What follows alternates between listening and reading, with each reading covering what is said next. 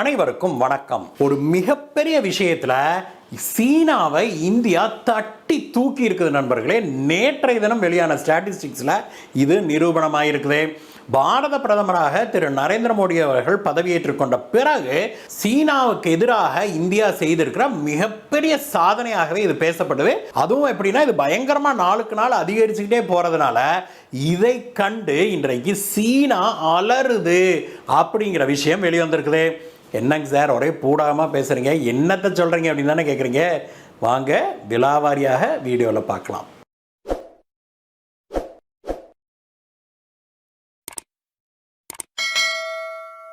நண்பர்களே, இப்போ உங்கள் கையில் இருக்கிற செல்ஃபோன் எந்த நாட்டு தயாரிப்பு அப்படின்னு நான் கேட்டால் நீங்கள் என்ன சொல்லுவீங்க? 100% இந்தியாவில் தயாரித்த கைபேசி தான் நான் வச்சிருக்கிறேன் அப்படின்னு தான் நீங்கள் சொல்ல போகிறீங்க.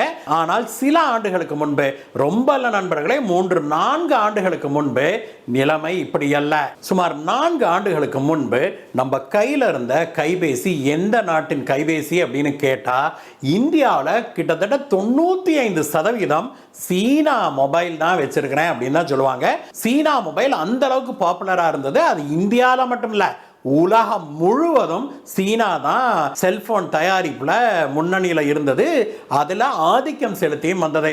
ஆனால் பாரத பிரதமர் திரு நரேந்திர மோடி அவர்கள் இதற்கு முடிவு கட்டணும் அப்படின்னு தெளிவாக ஒரு திட்டம் தீட்டி இறங்கினாரு களத்தில். ஆத்ம நிர்பர் பாரத் திட்டத்தை கொண்டு வந்த நம்முடைய பிரதமர் திரு நரேந்திர மோடி அவர்கள் இந்தியாவிலேயே நமக்கு தேவையான பொருட்கள் அனைத்தையும் நம்ம தயாரிக்க வேணும், அதோட இல்லாம இந்தியாவிலிருந்து நம்ம ஏற்றுமதி செய்ய வேணும் அப்படின்னு சொல்லி ஒரு கிராண்டான ஒரு மிகப்பெரிய பிரம்மாண்டமான ஒரு திட்டம் ஒன்று தீட்டினாரு. அதன்படி இந்தியாவில் நம்ம என்னென்ன பொருட்கள் தயாரிக்கலாம் அப்படின்னு பட்டியலிட்ட போது அதுல முதல்ல வந்தது எது தெரியுமா? கைபேசிகள், செல்போனு அப்படிங்கிறத நாம் புரிஞ்சுக்க வேணும். பாரத பிரதமர் திரு நரேந்திர மோடி அவர்களே நேரடியாக இதில் களத்தில் இறங்கி செல்போன் தயாரிப்பை இந்தியாவில் நாம் மிகப்பெரிய அளவில் கொண்டு வர வேணும் அப்படின்னு சொல்லி அவர் திட்டமிட்டு களமும் இறங்கினாரு. ஆப்பிள் நிறுவனம், சாம்சங் நிறுவனம் மற்றும் பிற பெரிய கைபேசி நிறுவனங்களோடு நேரடியாக பேச்சுவார்த்தையும் நடத்தப்பட்டது.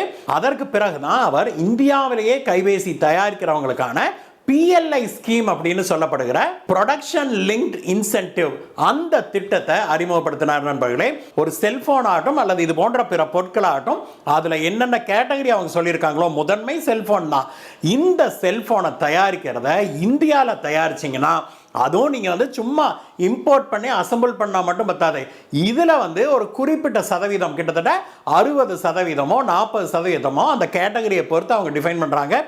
அத்தனை சதவீத பொருட்களை நீங்க இந்தியாவிலேயே நீங்க தருவிச்சு அதை நீங்க தயாரிச்சீங்க அப்படின்னா அதற்கு பல சலுகைகளை நாங்க வழங்குறோம் அப்படின்னு சொல்லி இந்தியா அறிவிச்சது.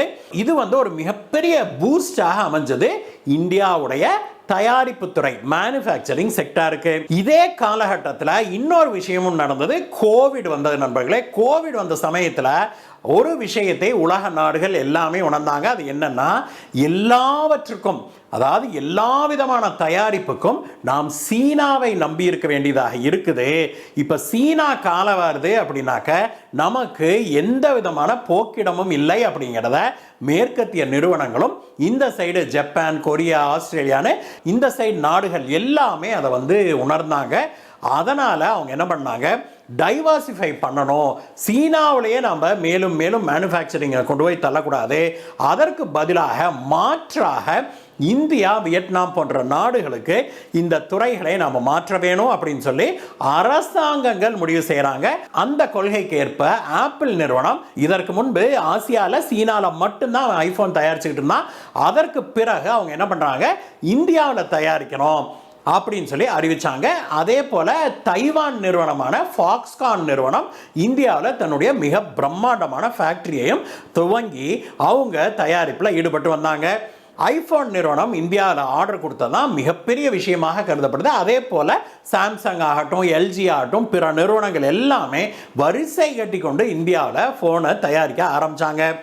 இதில் என்ன நடந்தது அப்படின்னா, எங்கே சீனாவை நம்ம தட்டி தூக்கணும் அப்படின்னா, 4 ஆண்டுகளுக்கு முன்பு கிட்டத்தட்ட உலகின் 90% ஏற்றுமதியை, செல்போன் ஏற்றுமதியை தன்னகத்தே கொண்டிருந்த சீனா இப்பொழுது படிப்படியாக அதை இழந்து வருது. சென்ற ஆண்டு மட்டும் பார்த்தோம்னா அதற்கு முந்தைய ஆண்டை விட சீனா மற்றும் வியட்நாம் ஆகிய 2 நாடுகளுடைய செல்போன் ஏற்றுமதி 50% குறைந்திருக்குது நண்பர்களே. அதே சமயத்தில் இந்தியாவுடைய செல்போன் ஏற்றுமதி 50% கூடியிருக்குது அப்படிங்கிறத நம்ம பார்க்க முடியுது. சீனாவும் வியட்நாமும் எதை இழக்கிறார்களோ அதுல முக்காவாசியை இந்தியா வந்து கைப்பற்றுது. அந்த மார்க்கெட்டில் முக்காவாசியை இந்தியா கைப்பற்றுது அப்படிங்கிறத பார்க்குறோம். இப்பொழுது உலகின் 2வது மிகப்பெரிய செல்போன் ஏற்றுமதியாளராக இந்தியா உயர்ந்திருக்குது.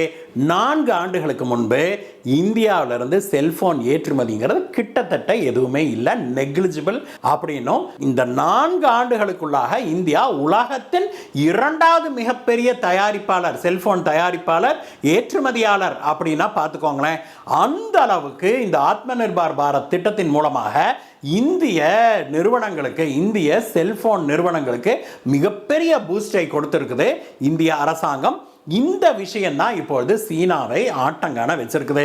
ஏன்னா இத்தனை நாட்களாக மேனுஃபேக்சரிங் செக்டார் வந்து மெல்ல மெல்ல சீனாவிலிருந்து இந்தியாவுக்கு வருது அப்படின்னு பேச்சுக்கள் அடிபட்டாலுமே கூட சீனா வந்து அதெல்லாம் இல்லை அப்படிலாம் கிடையாது, சும்மா எதையோ ஓட்டுறானுங்க, நம்ம ராகுல் காந்தி மாதிரியே எதையோ கிளப்பி விடுறானுங்க அப்படின்லாம் வந்து சீனா சொல்லிட்டு இருந்தது.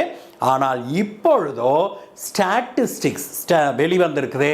சென்ற ஆண்டு ஃபினான்ஷியல் இயர் 2024ஆம் ஆண்டில் என்ன ஸ்டாட்டிஸ்டிக்ஸ்னு பார்த்த பிறகு தான் சீனா அலற ஆரம்பிச்சிருக்குது அப்படிங்கிறத பார்க்குறோம்.